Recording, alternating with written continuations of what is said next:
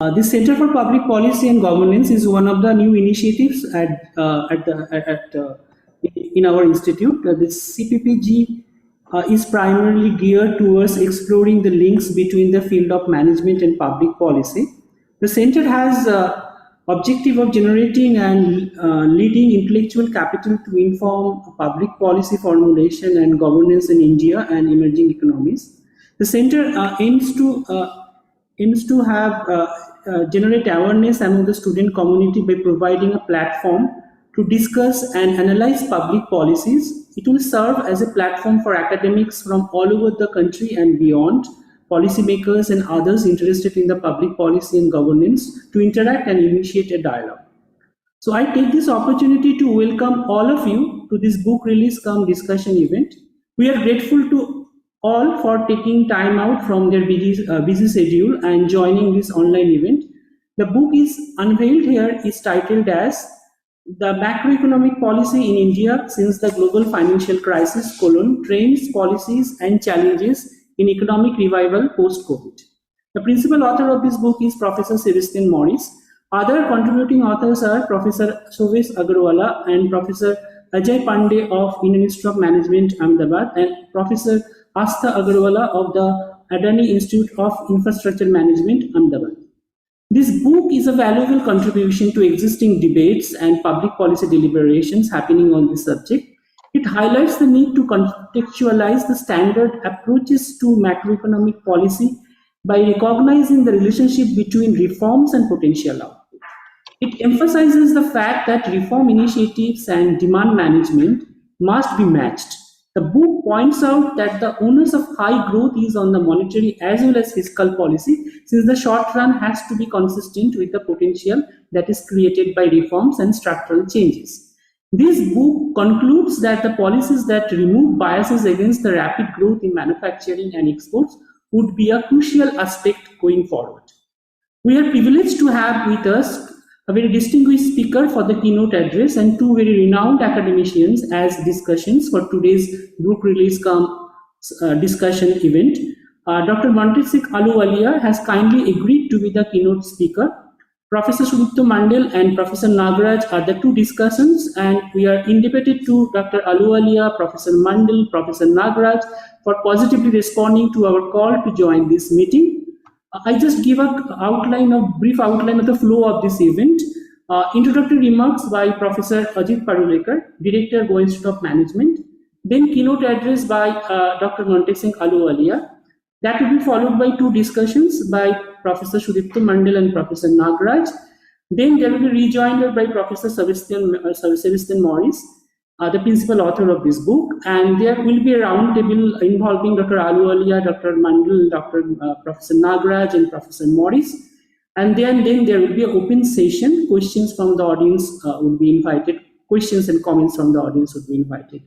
So before we start the technical proceeding, I would request Professor Ajit Parulekar, Director, Goa Institute of Management, to kindly address the audience and make introductory remarks about the institute, center, and the book. Professor Parulekar. Sure. Thank you. Thank you, Kingshuk. Good evening, everyone. Good evening. Thank you so much, our keynote speaker, Mr. Montek Ahluwalia. Both are external discussants, Professor Nagaraj, Professor Sudipto Mundle, and of course, our very own Professor Sebastian Morris, who's also the author of the book. Faculty colleagues, both from the Goa Institute of Management. I can also see several colleagues are there from IIM Ahmedabad of Professor Morris, students of GIM, ladies, gentlemen. Firstly, congratulations, Professor Morris, and both your co-authors on coming out with such a detailed, well thought out macroeconomic book. And I'm glad that we're having this conversation. I thought I'll use this as an opportunity to introduce and talk a little bit about the Goa Institute of Management, because we have several people and on this discussion who are not from the Goa Institute of Management. So the Goa Institute of Management is a private institution, not for profit, run by society for society. We don't have an individual owner as such. Founded in the year 1993 by an educationist Jesuit priest called Father Romuald D'Souza. It's next year we complete 30 years. We run graduate and doctoral programs. We have roughly 1,000 students who reside on the GIM campus, mostly MBA programs, specialized MBA programs, and a doctoral program. We have several centers of excellence. Amongst the center of excellence include a center on social sensitivity and action, which basically does a lot of work on on SDGs and on the social sustainability aspects. We have a separate center on excellence in sustainable development, which looks at largely climate change and the environmental aspects of sustainability. We have a center that Professor Morris leads, which is a Center for Public Policy and Governance. That's a relatively young center for us. And we have a center on creativity, innovation, and design thinking. We have a faculty size, a full-time faculty size of roughly 80 faculty members, some of whom are here today on today's call. And student population comes from all across the country. Our faculty population comes, of course, our faculty come from, the distinguished scholars from various parts of the country, internationally too. Now, I won't come in here in the way between the discussions, the keynote, and the rest of the audience. I just thought it's an opportunity to introduce the Goa Institute of Management. Thank you, Mr. Ahluwalia. Thank you both the discussants for accepting our invitation and to spare valuable time.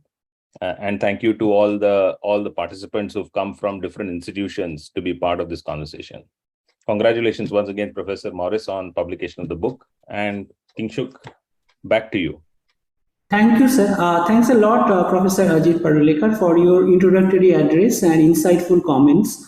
Center for Public Policy and Governance is always grateful for the kind of support that we always get from you. Thank you very much, sir. So now we start the technical part of the event. It is a great privilege to have with us Dr. Montek Ahluwalia. It's a great opportunity for all of us to listen to Dr. Ahluwalia today evening. Dr. Ahluwalia needs no introduction as such. He is the architect behind the India's economic reform, which started in 1991. Today, it would be very difficult to imagine where we have stood without those reforms initiatives happening 30 years back. For the sake of convention and courtesy, let me briefly introduce Dr. Ahluwalia. Dr. Montek Ahluwalia retired from the Government of India as Deputy Chairman of Planning Commission.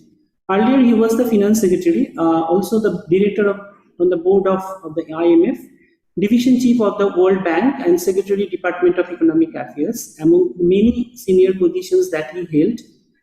He is the principal architect of India's economic reforms that transformed the economy and ensured high growth in India. His most recent autobiographical book, Backstage, presents a ringside view of the economic policy making for nearly 25 years since the early 90s and the actions that gave India its high growth. So, sir, I invite you to deliver a keynote address in the context of this book, The Macroeconomic Policy in India Since the Global Financial Crisis, Trends, Policies and Challenges in Economic Revival Post-COVID. Dr. Ahluwalia.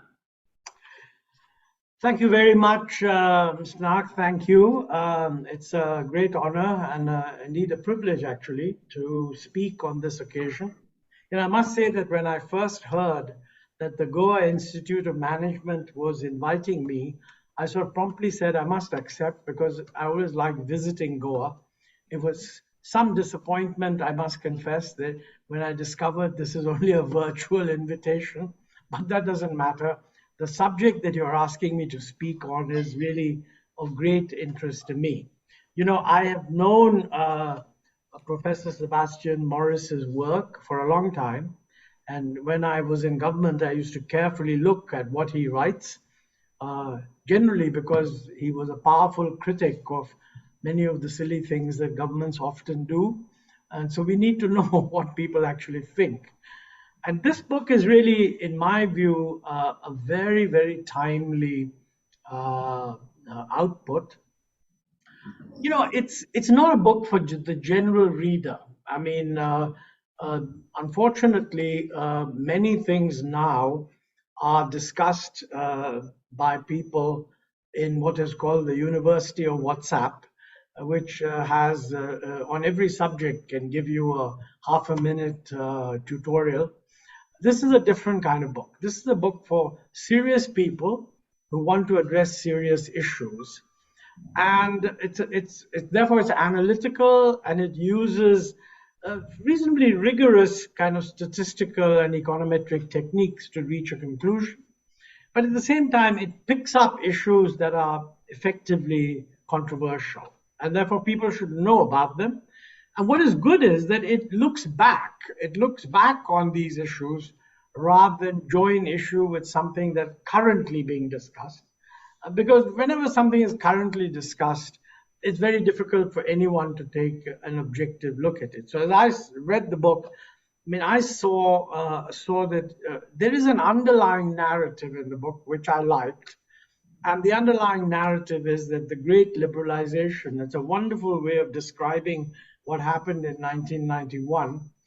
The great liberalization sort of did a lot of things and did lead to an improvement in India's economic performance in the 1990s. But then it ran out of steam. And it ran out of steam because many of the other things that should have been done, and actually were even conceived as necessary, either got done far too slowly or not done at all. I mean, I broadly agree with this assessment. And I think it is, for a long time, we took a lot of pride in the fact that following the Narasimha Rao, Manmohan Singh reforms, successive governments didn't refute them. They kind of endorsed the broad direction of the reforms. And while this was going on, we took a lot of satisfaction that, look, things are not being undone.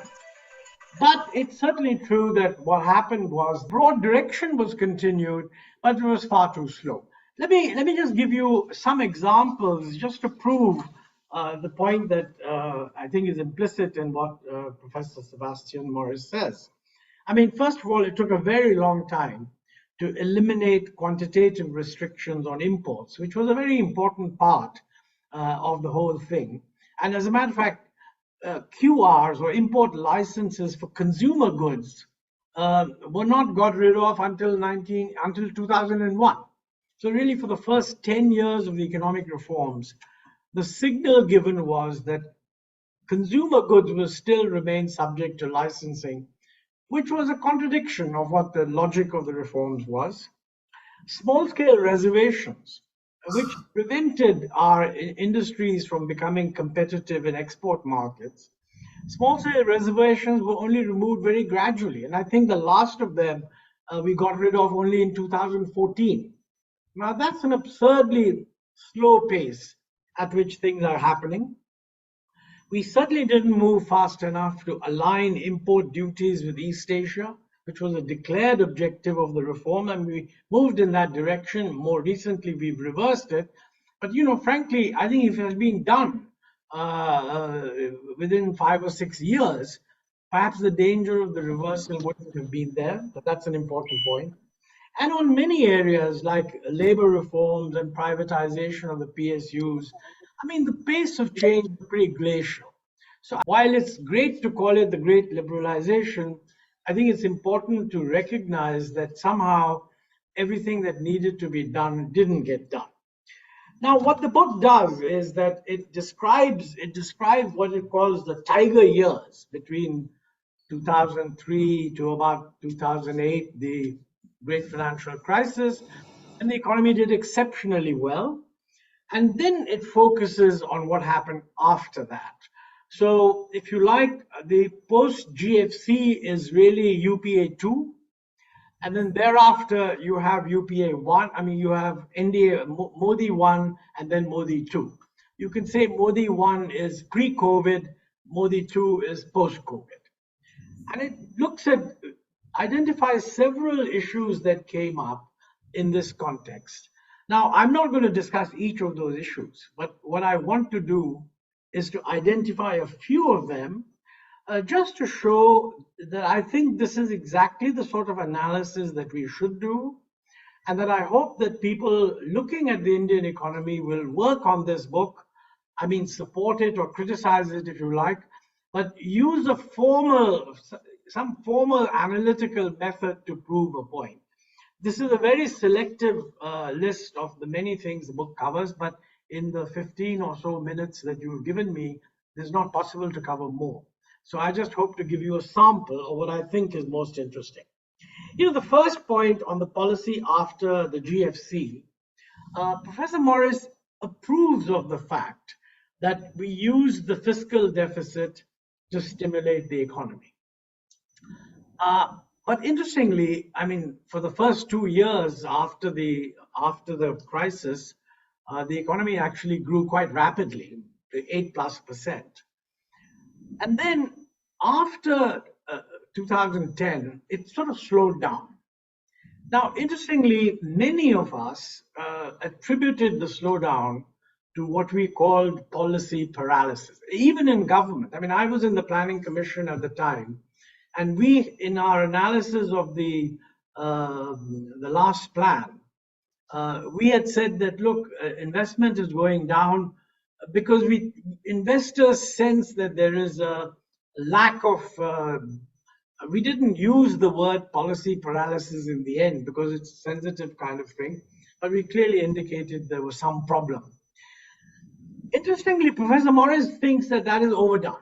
I mean, he puts the blame, this is what makes the book interesting, he puts the blame squarely on the RBI. And I mean, he says that, look, what the RBI did was jack up interest rates, ostensibly to control inflation. As I read his analysis, he doesn't think that the kind of inflation we had was of the kind that would be amenable to resolution through monetary contraction. He also feels that the numbers were all mistaken in the sense that the extent of inflation was exaggerated because of the way inflation was computed. Now, this is a very interesting point because, in any system, big policy changes move on the basis of perceived changes in behavior. But if the index to which you're responding is itself faulty, you can end up making a big mistake. I'm not actually saying, by the way, that I agree with what Professor Morris says, but it's a very interesting point, and I'd love to have other people's views on it. And to my mind, my own view was that we were right to expand the fiscal deficit. Too many of our critics at the time said that the rise in inflation was a consequence of the expansionary fiscal deficit. I'm very happy that I think Professor Morris doesn't take that view. He thinks the expansionary fiscal deficit did what any good Keynesian would expect it to do. But he does think that the Reserve Bank got it badly wrong.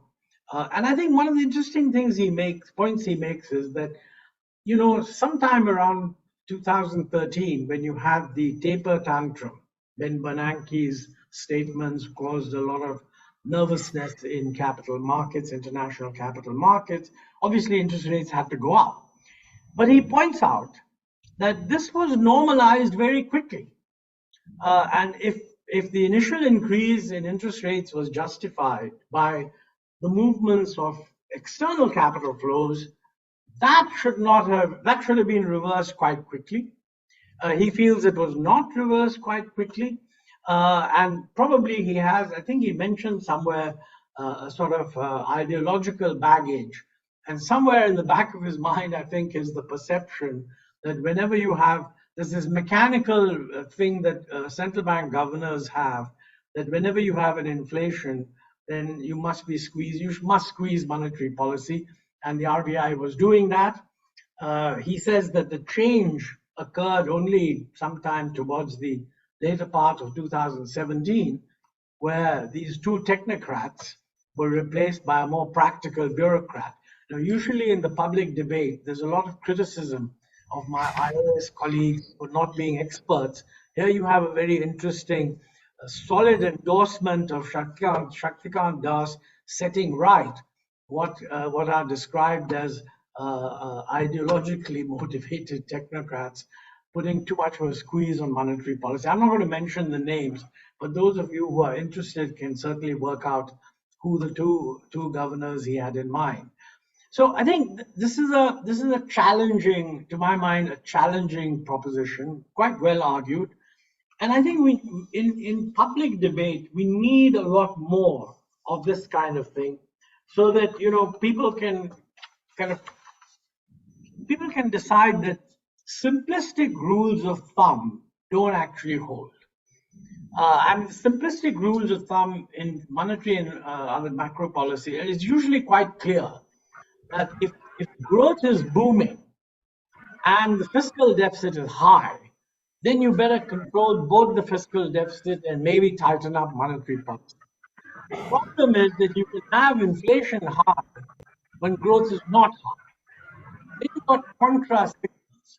And of course, some people would argue that monetary policy should tackle inflation and fiscal policy should be tackling growth not being high. But then that runs into a problem because you have other fellows saying your fiscal deficit is too high, the debt ratio is too high, etc., etc. Now, what all this really means is that you can't reduce a debate on policies and objectives to a single equation world. That is, this objective must be pursued by this policy. You need a joint application of different policies to see what impact they would have. And that can only be examined in a formal model. And I think that 90% of our debate in public takes place on the assumption that you don't need a formal model. You can just have some kind of simplistic conclusion. And let me turn a little bit to the to the issue of the assessment of policy in the face of COVID. Now here, I mean, it's clear that COVID was an external shock. It affected all countries. And of course, whenever something is a shock, it leads to some bad consequences. And you need a little bit of distance in order to judge whether the policy was right or not right. I mean, Professor Morris's book, I think I agree with what he says, that a lot of the initial reactions in terms of the knee-jerk lockdown and so on, probably in retrospect was damaging. I just hope that we build a culture where I think we have to recognize that COVID was a shock with no precedent. I mean, nobody had a rule book that they could go to. Nobody could say, well, this happened 15 years ago and this is what we did. It was completely out of the blue. So it's not surprising that initial reactions didn't turn out to be right. A very interesting point that he brings out, by the way, is that I think the government realized quite quickly that the centralized reaction was not a knee-jerk centralized reaction was not the right thing to do. But then they responded by decentralizing it. And I think, as he points out in the book, that led to even more and multiple irrational decisions with all kinds of local authorities imposing all sorts of restrictions, etc. So, since I think people think that with climate change, the danger of pandemics is going to increase, I think there's a very good case for an institute of management working along with health specialists to do a very detailed analysis of what did we do in the face of this pandemic, both to control it and also to roll out the vaccination and other therapeutic stuff, just to document that, look, this is what happened, this is what went well here, didn't go well there, so that we have a template. So frankly, I think the National Disaster Management Authority should be interested in somebody who does that kind of thing. I've not seen anyone do it, and I think it would be well worth doing. Now, having said that, the real issue that comes up in the management of the pandemic is what was the way of countering the downturn that we were going to face. Now, I mean, the government at the time, and most governments around the world, said, look, we have to have a fiscal stimulus because so many things have been disrupted, income streams are disrupted, demand is down, uncertainty is high, and generally when uncertainty is high, people reduce their demand, they don't know what's going to happen, they don't know when recovery is going to take place, so you get a depression of demand. it's understandable in that environment that people want a stimulus. And all countries had a stimulus. We too had a stimulus. I think, as Professor Morris's book documents very nicely, there were two elements in our stimulus. One was the direct fiscal stimulus, which actually impacts expenditure in the system. And the other was really credit and monetary liquidity expansion. These are actually two very different things. If you combine the two, then the stimulus was 11% of GDP. But if you look only at the component that was fiscal, then the stimulus was only about 1.9% or something of that order. And my own feeling at the time, and I spoke on, I wasn't in government, but like everybody in those days, if you were walking on the street, somebody would come up and ask you, what do you think of government policy on this or the other? My own view was that we could have had more of a stimulus because I felt that talking about 11% was actually not focusing on what was most important. Not that monetary action is not relevant. Of course, it's relevant. It prevents financial collapse of firms, which is important. But merely giving a firm liquidity doesn't mean that anybody's expenditures go up. And I think for that, you needed more direct fiscal expansion. Now, I find it very interesting that in Professor Morris's book, he's actually done a sort of simplified macroeconomic model, which lays out counterfactuals. This is what would have happened under normal circumstances. I think he says that under normal circumstances, growth in 2021 would have been about 5%. This reflects the fact that we had already slowed down before the COVID pandemic. So the high growth years were kind of behind us anyway. And therefore, on a business as usual, we would have been 5%. We ended up by being whatever, minus 7% or some such thing. And what he points out is that the size of the fiscal deficit was important. That he simulates what would have been the effect of a 2% fiscal deficit as opposed to a 4% fiscal deficit. And he says that if the fiscal deficit, the fiscal impact, not the fiscal deficit, but just the fiscal measures had been larger at 4%, then we might have had something of the order of 3 percentage points of GDP higher than what it turned out to be. In other words, instead of I'm using, these numbers are from memory, but sort of instead of minus 7%, we would have ended up with minus 4%. Now, to the extent to which a shock leads to scarring, if that is indeed the case, then our recovery, we would have recovered in a more strong manner and be better able to carry on. Again, I'm not competent to judge whether this analysis is correct in every respect, but I do feel that we need more such analyses. I would actually go further and say that organizations like the Institute of Management, and indeed others, models of this kind should be routinely used as a discipline for making forecasts of the economy, particularly counterfactual forecasts.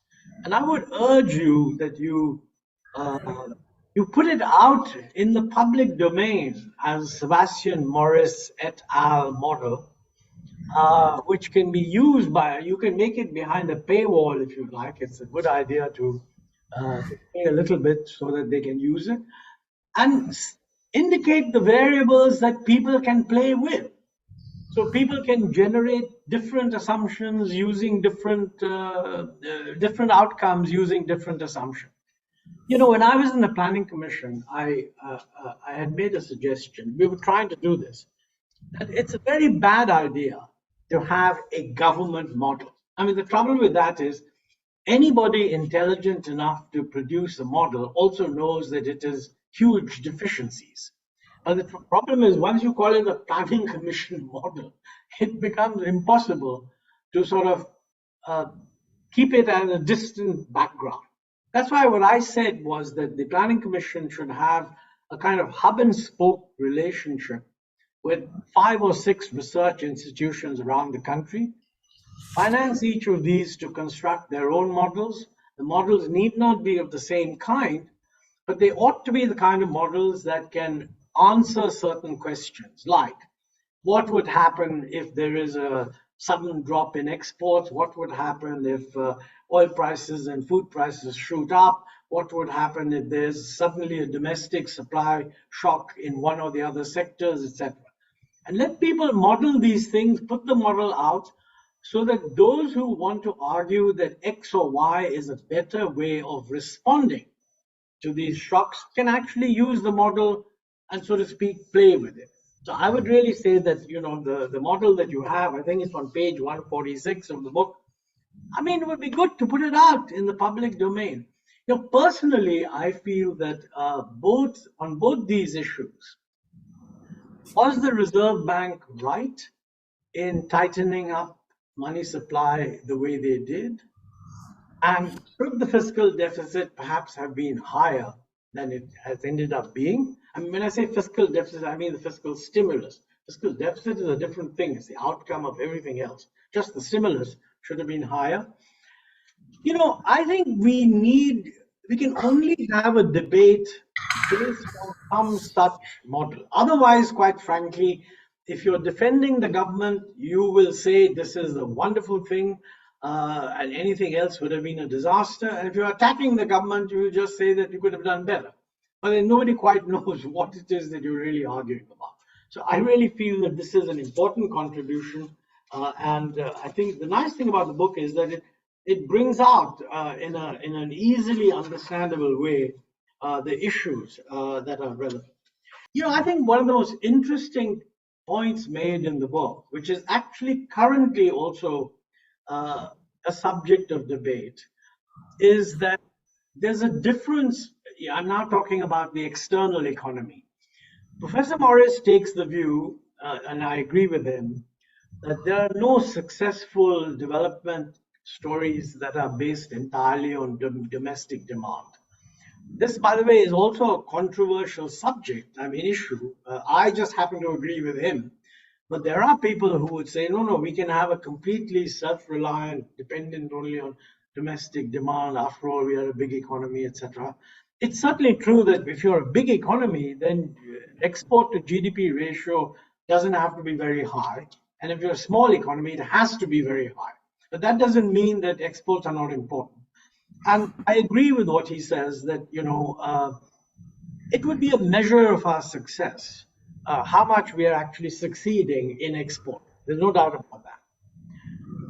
I think there's no doubt that we have, in a certain measure, achieved success as a result of what he calls the great liberalization and its successor effects of raising the exports to GDP ratio, exports of goods and services. Okay, this has come down in the last few years, but taking the longer view, and that you can say is sort of a success.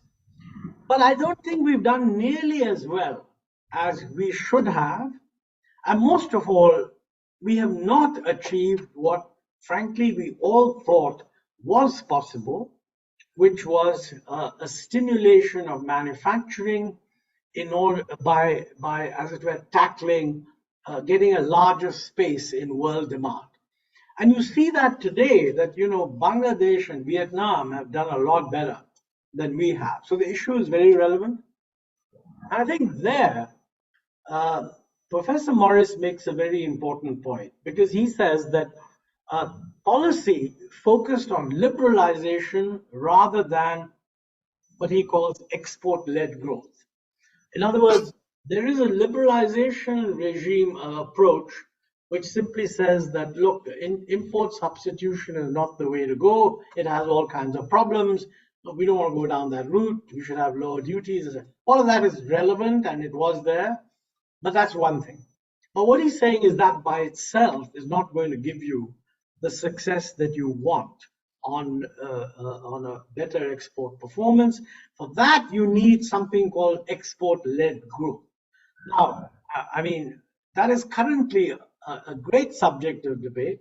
Let me say, I certainly agree with him that it would be wrong to think that all we have to do is get rid of trade restrictions. In other words, a successful export policy is not the consequence only of a successful trade policy. It has to be the consequence of a successful trade policy combined with an adequately supportive industrial policy. And that, of course, also brings in the exchange rate, which is the other big macroeconomic variable, where he rightly points out that countries that have done well have systematically undervalued their exchange rates. Now, I don't have enough time to go into all of this, but it's a very rich treatment of a number of interrelated themes. He seems to come to the conclusion, he's willing to concede that the PLI schemes, they might in fact be the solution. I have some questions about whether they are really going to be as effective as we make out. Personally, I think far more important than the PLI schemes are the incredible logistical hurdles that our producers face. Also, the fact that we are not in any preferential trading arrangement, which in my view is a very important precondition for latching on to global value chains. And of course, what he also agrees, and everyone actually agrees, we need a lot better infrastructure. So I think that this issue of liberalization versus export-led growth, this is an important issue, and I agree with what is said that trade policy, as conventionally understood, is not the only instrument. It has to be supported by other policies. If you want, you can call that industrial policies. But I'm not at all sympathetic to the idea that a solid dose of import protection will create the industries which will then become export competitive, etc., etc. You need something that pushes them much more, and which also judges their success by whether they are exporting. I mean, remember the PLI schemes only disburse money according to the expansion in the value of output. They do not, the subsidy is not linked to exports at all. So you can have a situation where for a 5-year period, you put up protective duties, domestic industry effectively behind protection kind of rises to a certain level, is benefited by subsidies which are coming simply because output has expanded, not because exports have expanded. And I'm not sure that that will solve the problem. But again, I'm open. I'm open to correction on that. Well, as I said at the beginning, I'm only giving you a little glimpse of the kind of issues that have been raised in this book. It's, I think, a terrific contribution to an important area where far too much of our thinking is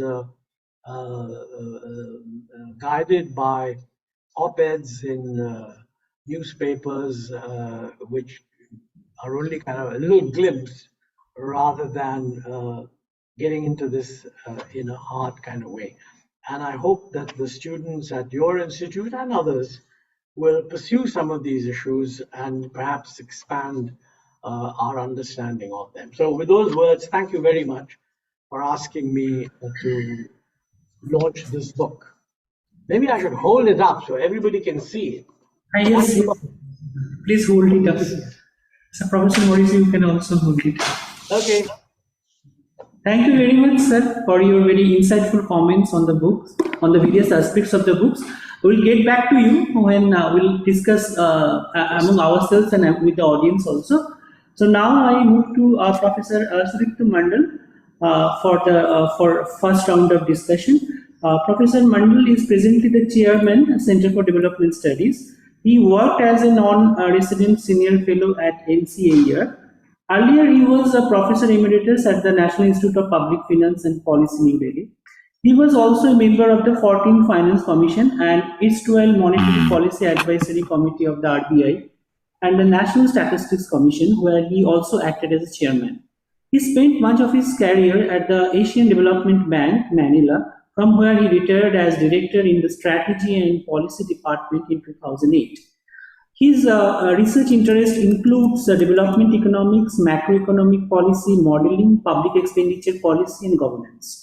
So, Professor Mundle, you can start your discussion. Thank you very much, Kingshuk, and thank you also for inviting me to this very interesting session. I'd like to begin by congratulating Sebastian twice.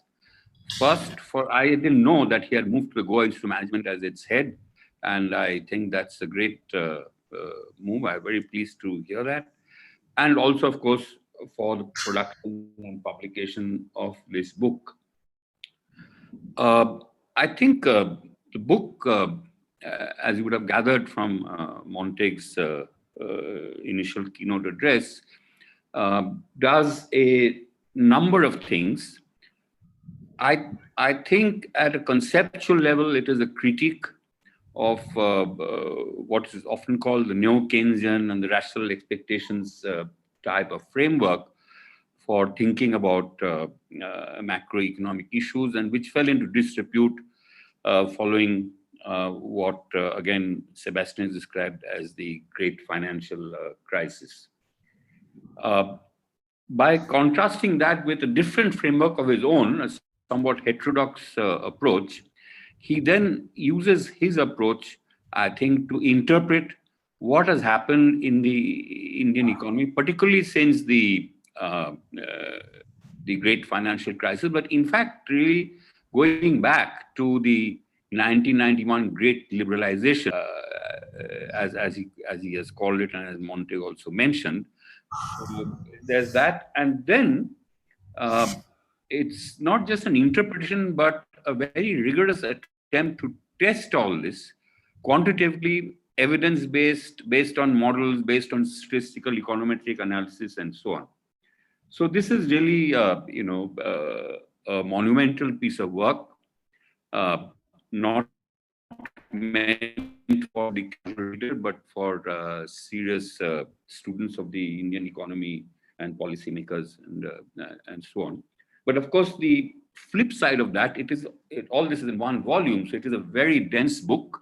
It is very data heavy, and actually it is quite a job for the reader to separate out what I might call the signal from the noise. I mean, noise is also important, but to extract the key narrative, as it were, is quite challenging. I was throwing up my hands when I first read the book, but fortunately for us, Sebastian is very kindly, at the end of the book, summarized the main story, and so that makes it easier to come to grips with what he is saying, and that's what I'm going to mainly draw on. So let me start. I'm also going to be very selective in the limited time that I have, just make a few points. Let me say at the outset that much of what is said in the book, I agree with the analysis, and so not everything. But I'm not going to spend much time on that. There's no point saying I agree with this and agree with some of these I will mention. But mostly I will point out a few points where, I'm not saying that these are different points of view, but something additional that might be worth taking note of in addition to what Sebastian has mentioned. So first of all, I think the main thesis, as I understood, is that in order to have successful management of an economy for high sustainable growth, you need appropriate coordination and consistency, certainly between fiscal and monetary policy, but also between fiscal and monetary policy, which helps in economy approach what is the existing level of capacity production, with reforms, structural reforms, which actually enable the economy to expand its production possibility frontier and grow to higher levels of output and so on. So all these need to be coordinated, and when that happens, things work well. When things don't happen that way, things go wrong. And much of his narrative, what has gone wrong, as he says, is not so much due to external shocks, I'll come back to it later, but really because of some lack of sync between either fiscal and monetary policy or between these macroeconomic policies and structural reforms and so on. The third sort of proposition, as it were, as I just mentioned, the one thing that is embedded, I think, and runs through the narrative is that growth is primarily driven by the investment rate. And things are going well, as you described in the so-called tiger years, when all these three components of short period and structural reform policies were together. You had very high investment rates of going up to 36, 37% of GDP, and then it came down when things were, less in sync, and it came down to something like 31%. Now 31%, is it's lower than the peak that we've had, but it's not really a low rate of investment by global standards.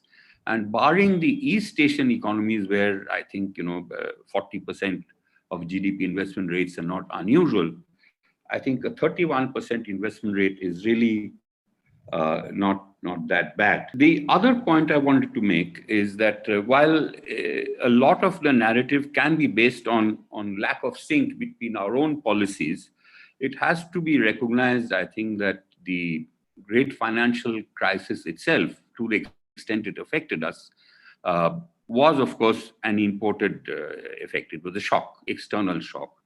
And so also COVID-19. I mean, this was a global shock which affected us. So I think, this needs to be nuanced, the observation that mainly our narrative what has happened to growth, high, low, and so on, can be mainly explained by internal lack of, syncing between different sets of policies. That's correct, but I think it will be nuanced that a lot of what has happened is also due to these external shocks. Now, in the course of these estimated growth rate and so on, there's a whole section where he talks about, in analyses of the type that can drive policy, and as Montek was saying, you need models and so on, the quality of the data is very, very important. And here, Sebastian refers to a big debate in which he has himself contributed about the problem with the new GDP series based on the, starting with the 11-12. And now that is, of course, well known. He has written about it, so has Nagaraj, Arvind, many, many people have contributed. I just wanted to make add a point here, which I didn't see noted in the book, which is that, when I did some of this as part of a National Civil Commission committee. In fact, the difference between the old 2004-5 base series and the 2011-12 base series, in nominal terms, there was some difference, but not much. The big difference came when you started doing comparisons based on, in real terms. In other words, a lot of the problem seems to lie with the deflators. The different types of deflators that were used for different parts of the new GDP series and so on. I won't have time to go into this now, but I just wanted to flag that point. And this is in addition to points that have been raised by Nagaraj and others. But the real question here is what do we do now? We have this one series, that's the only official series of GDP estimates, which I think there's wide consensus that it is flawed. So what do you do? Do you produce some unofficial alternative series, or do you really create a debate about the series and build up pressure to have another revised series which is more robust? And I think that's the way we need to go, though it's certainly not going to be easy. So let me leave that thought there and get on to this, to another point that struck me as very interesting, and I think this also Montek referred to. And that is a comparison between fiscal policy and monetary policy. Here, Sebastian makes the point that when the crisis happened, the great financial crisis, 2008, fiscal policy was proactive, whereas monetary policy was taking these baby steps and didn't really rise to the occasion. So here, this was the mismatch or lack of coordination or consistency between these two sets of macro policies. And I think while that is correct, just as a footnote, I think it needs to be added that well before the Lehman Brothers problem hit the world, in the budget for 2008-2009, the then finance minister, Mr. Chidambaram, did not provide for what was already known, that the finance pay commission awards would have to be implemented, and that would add a huge amount to the revenue expenditure, wages and salaries and so on. And it was quite clearly known that in the supplementary demands for grants, which comes around November, that these would be built in so that the fiscal deficit, which is looking nice when the budget was presented, would obviously increase. So while Mr. Chidambaram was heavily criticized for not being transparent in the beginning, that is, but once, of course, Lehman happened and the world went into that spin, it turned out that this increase in the fiscal deficit, for which Mr. Chidambaram was being criticized earlier, turned out to be just the right medicine. So that was a good thing. But of course, we did add to our fiscal stimulus also. And like China, we came out reasonably well from that episode. Now, in the later period, when the when the new the COVID-19 crisis hit us, as Sebastian says, it was just the opposite. The RBI then did all the heavy lifting and did all kinds of innovations, TLTRO, and so many of them, to actually manage the massive increase in liquidity that was required. But this was, of course, a reflection of the fact that the government was doing heavy borrowing. In other words, that was a fiscal stimulus.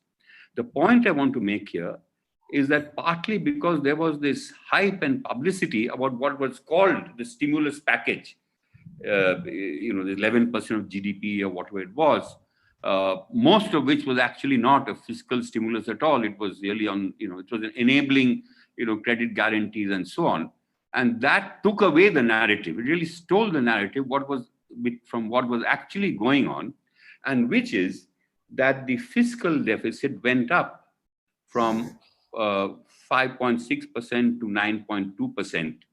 Or in other words, the stimulus, the increase in the fiscal deficit was, 4.6% of GDP. Now, that was not enough. And as some of these counterfactual model experiment that Sebastian has run show us, maybe it should have been even more than that. But what I wanted to say was not this little over 1%. I mean, that just, the narrative got derailed. The real measure of what the government actually did was the increase in the fiscal deficit, because they maintained expenditure levels, increased it marginally, even though output and therefore revenue really went down. And so that was the increase in the, so that was the real stimulus that we keep looking at. But I agree that more needed to be done. Now let me move on from the fiscal side to this whole issue of monetary policy and inflation targeting, which, as Sebastian says, is flawed the way it has been done. But before getting that, I think on the way to that, he makes, I think, a very important point about how, when there's a sharp increase in uncertainty, it enormously increases the portfolio demand for money, completely dominates transaction demand. And that disrupts financial markets. It completely changes the nature of financial markets. And this needs to be properly digested, as it were, in conducting monetary policy in this altered situation. Now, leaving that aside, he also makes the point that the RBI routinely gets its inflation forecasting completely wrong, and that is correct. That has been widely noted. And if indeed your inflation is being driven by food prices because they have a very large weight in the CPI, then really much of the high inflation periods that we have, or indeed low inflation, are really food price driven. And of course, that is dealing with food prices. Interest rate policy or monetary policy in general is not the best instrument for that, unless you introduce such harsh policies that you actually drive down the level of demand, so that poor people, the demand for food goes down because poor people are starving. And in that situation, yes, monetary policy can bite. But this is also why this type of recommendation in many countries around the world have often led to food riots and so on. It's a very harsh way to attack this problem. It is much better to intervene on the supply side and so on. But that being said, if you have an episode of really high inflation, we have to remember that it's also the poor people who are the worst. Their income is not indexed to inflation, and they are the ones who are most sharply affected by this. The level of distress goes up very much then. And so keeping that in mind, I think in episodes of very high inflation, we do need drastic policy, even on the monetary policy side. Apart from the fact, on the demand side, to demand management, so therefore monetary policy.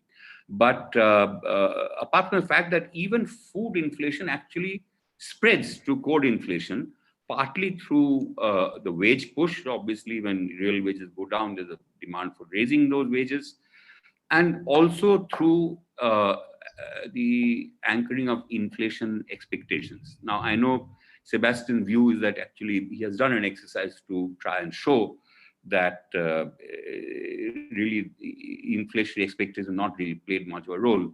But, as you know, in these assumptions, very often, what comes out is partly based on assumptions you make. Others with different assumptions come out with different views. So the jury is a bit out on that. Let me move on. Time is limited. One important aspect of what the book attempts is a comparison, not so much between the UPA government and the NDA, but between two different NDA administrations, the Vajpayee government, NDA 1, and then NDA 2-3, or Modi 1 and 2. And I think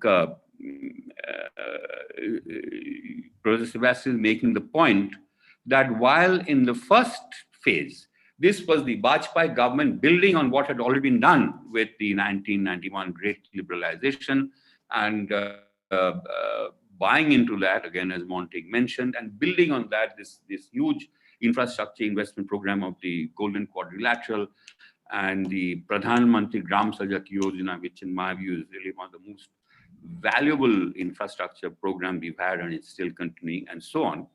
Now, compared to that, which seemed to have very, very, very compact kind of strategy built into it, he makes the point that in the more recent period, we've had a whole lot of schemes without any clear direction and so on. And I think he does have a point in that we've had lots of these, populous schemes, giving gas cylinders, what I mean.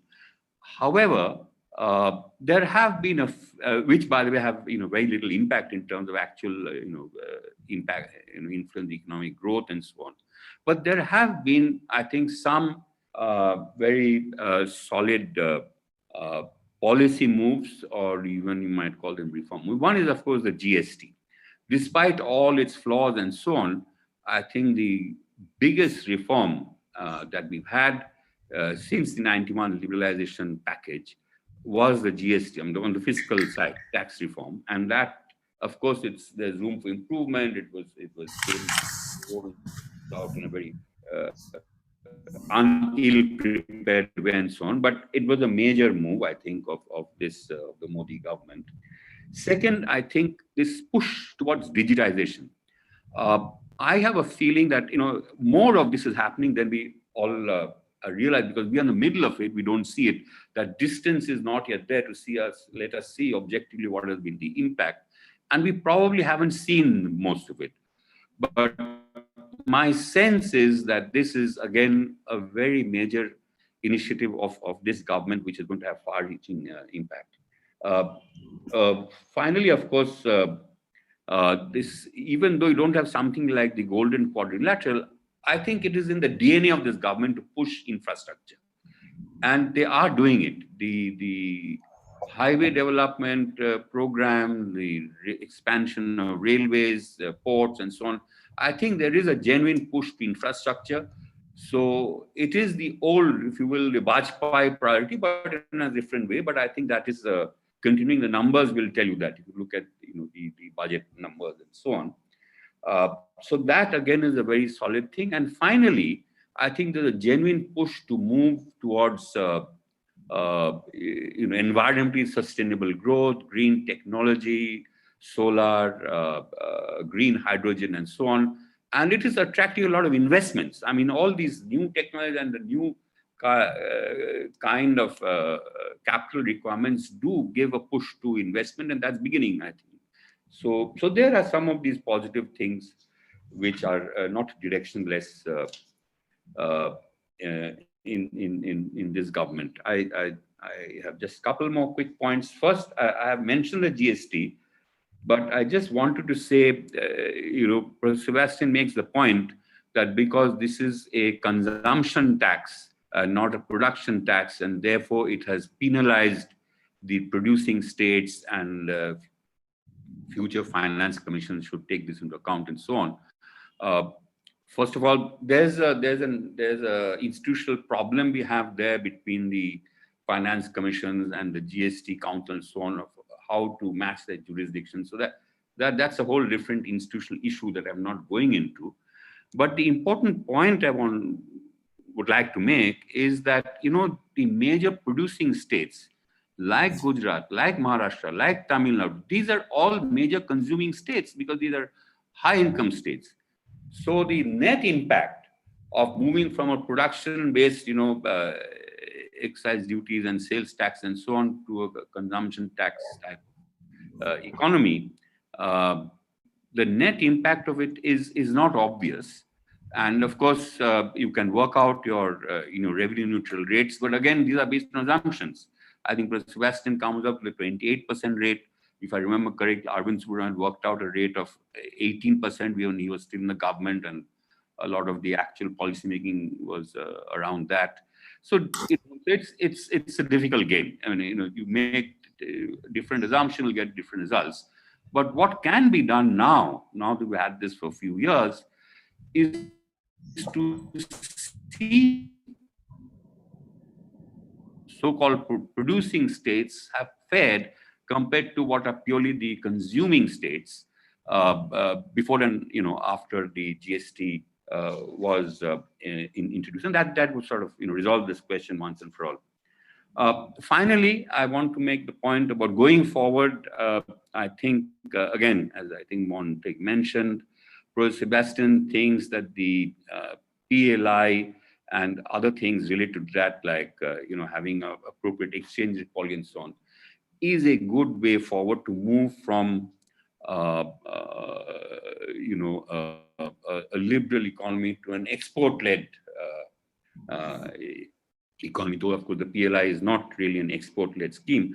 I just, in addition to the point that Montek made, that you can take benefit of this even by raising tariff barriers and growing within that, is that at the moment, as far as I can tell, the main benefit of this scheme is being appropriated by large corporates, whereas the medium and small enterprises, which actually account for a large part of our exports, have not yet been able to take advantage of it.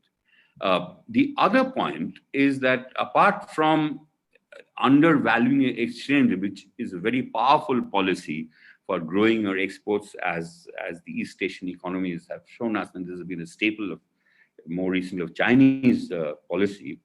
I think it is important that, I mean, this by itself is not going to do the job. Of course, we've gone backwards and raised tariffs and so on. Hopefully that will get reversed. But getting exchange rate policy appropriately, just undervalued is not enough. As I think, again, Montek mentioned, it is essential that you embed yourself in supply chains. And you can really only do that if you, unfortunately, we didn't join RCEP, but now there's this new Indo-Pacific initiative and so on. But we have to get involved, participate in some free trade arrangement, some substantial free trade arrangement. And within that, of course, then we can embed ourselves in supply chains, take advantage of the exchange rate policy, and so on. There's a whole menu of that. The interesting thing is that, recently conference I was listening to the present Commerce Secretary, seeing the real Mandarin, and there's nothing we need to teach him. He seems to know it all. And I am looking forward to a major reform in trade policy, which addresses all of these questions that we often talk about, cleaning up this recent increase in tariffs, an appropriate exchange rate policy, becoming part of, value chain and in free trade arrangements and so on. So let me stop there on a positive note, and congratulate again, Sebastian, on your move and on the publication of this monumental book. Thank you very much. Thank you very much, Professor Mundle, for your excellent analysis of different aspects of the book. Please stay with us. We'll get back to you again. Now we move to our second discussant, Professor Nagaraj. Professor Nagaraj is a visiting professor at the Center for Development Studies, Trivandrum. Prior to joining CDS, Professor Nagaraj was a professor of economics at the Indira Gandhi Institute of Development Research, Mumbai. His areas of research include aspects of India's industrialization, applied macroeconomics, public sector performance, the labor market in India, and official economic statistics. His forthcoming edited book titled Industrialization for Employment and Growth in India, Lessons from Small Firm Clusters and Beyond. This is being published by Cambridge University Press. Professor Nagaraj, if you please can start your discussion. Thank you very much for the invitation. I'm delighted to be part of this book launch event. Right, I'm more of an academic, so I would focus more on the book. I will start. What does the book represent? The book represents over 2 decades of research and teaching on many aspects of India's macroeconomy. The author has succeeded in weaving together his numerous research papers and ideas into a substantial contribution understanding India's economic performance. It is perhaps an occasion to mention Professor Morris's, his earlier works on which this book is built. It was Sebastian who, as early as 1997, advocated aiming at 9% GDP growth rate in a research paper titled Why Not Aim at 9% Growth Rate, published in EPW. It was a time when planners or planning commission were aiming at 7% growth rate. The paper ambitiously calls for aiming a much higher and provided a detailed economic analysis of how to achieve the growth rate. With manufactured exports as the engine, by rising domestic investment rate with steep currency depreciation. Looking back, Professor Morris's ambitious target proved right a decade later.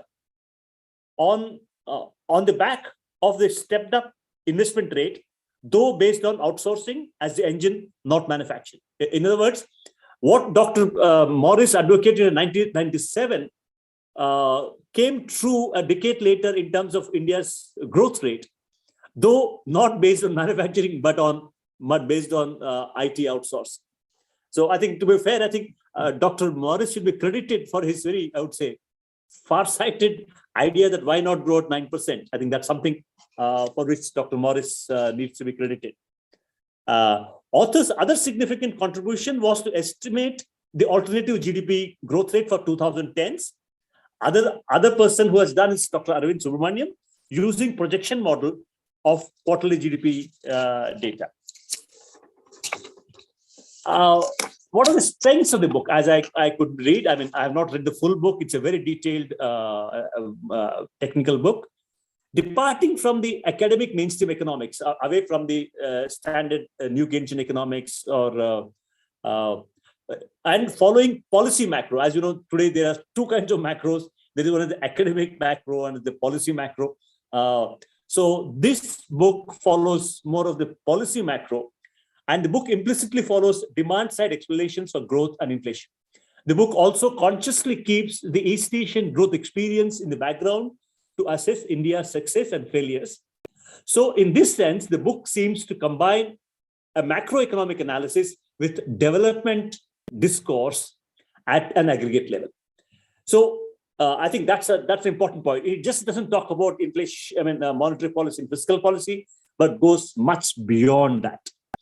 And the book carries substantial empirical analysis in each chapter, and they are explained with numerous graphs. So each book has a technical, quantitative econometric analysis or simulation analysis.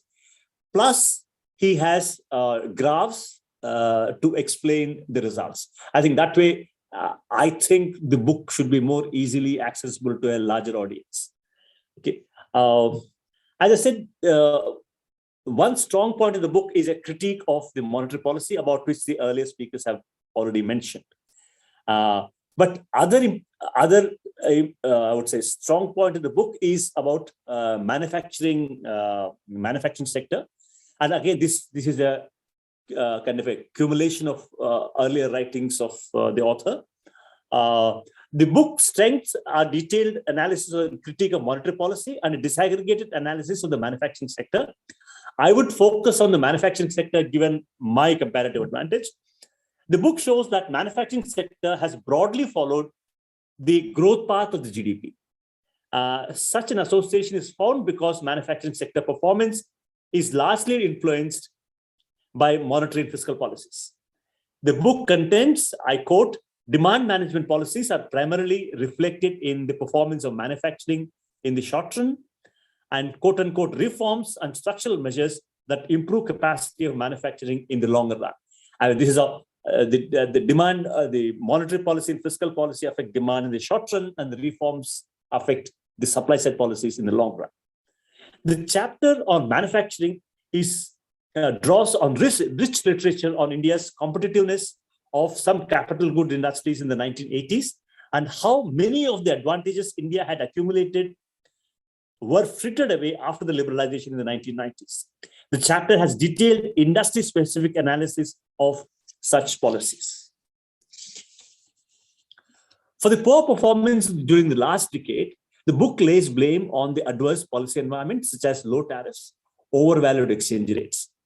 At the administrative level, lack of coordination between commerce and industry ministries seem to be responsible for persistence of what is popularly known as the inverted duty structure that seem to hamper the domestic value addition and encourage imports of finished products. In other words, there are higher tariffs on imported inputs and lower tariffs on the final product. Therefore, it encourages import of final products, not the intermediates, and domestic value addition. This is something which has been widely discussed in the industrial policy literature, and I think Dr. Sebastian's book reiterates this point.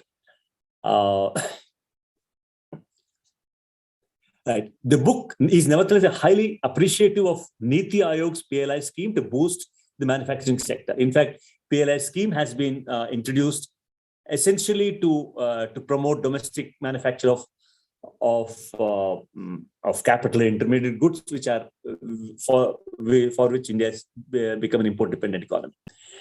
The book is rich in ideas and analysis. Many of the analyses and prescriptions are debatable. And they are based on, but they're based on sound theoretical principles and empirical methods. As you know, economists debate widely, but very often they're based on sound principles. So I think Dr. Morris takes a somewhat different view from a lot of the current mainstream economic ideas, but they are based on fairly strong theoretical foundations and empirical analysis. In conclusion, Dr. Morris's book pulls together main threads of his findings to answer the questions: what went wrong with India's growth performance after the GIs? I mean, these are drawn from various chapters in the book. First point, I think, which is author's opinion: the economic policy making is a highly specialized craft, and its role should not be underestimated. I think this is an important point. I guess the author is hinting at inadequate support of economists with sound policy-making background in the current regime, that there are not enough specialized economists who understand the intricacies of policy-making in the current times. So that's a point I think he requires. That lack seems to be affecting the quality of policy making in the current regime. The monetary policy remains the lightning rod until 2018 and adversely affecting economic performance. I think he has been very critical of monetary policy and the inflation target. Another point which he has made is the errors in measurement of CPI, Consumer Price Index, has exaggerated retail inflation at a time inflation targeting regime reigned supreme. Yeah, there's a lot of debate about the measurement of CPI. And in fact, Dr. Morris has a paper published about a year ago where he says that the way the current CPI is constructed, there's an over-representation of the housing prices, and which seem to have been causing distortions in the overall CPI rate, or exaggerating the CPI increase. So I think, again, this is a methodological contribution of Dr. Morris, which is included in this book. Okay. Again, similarly, Dr. Morris is critical of inflation expectation surveys conducted by RBI, which he believes they are widely off the margin, providing wrong signals for monetary policy making. I'm just reporting. I do not have any competence to comment on this. Fiscal policy was too conservative, affecting growth, which I agree with.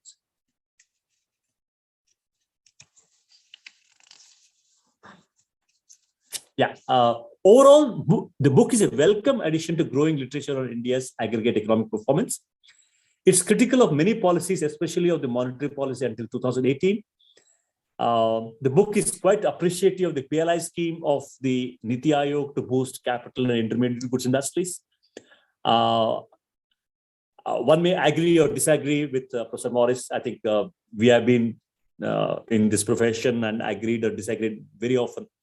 But I think the analyses and policy prescriptions made in the book make the book a compelling reading, offering a lot of food for thought. So I think the book is worth taking seriously by students of economics and policymakers. And finally, I would congratulate Dr. Morris again for this very, very important contribution to Indian economic analysis. Thank you. Thank you very much, Professor Nagaraj, for your insightful comments. Please stay back. We'll get back to you for the discussion session.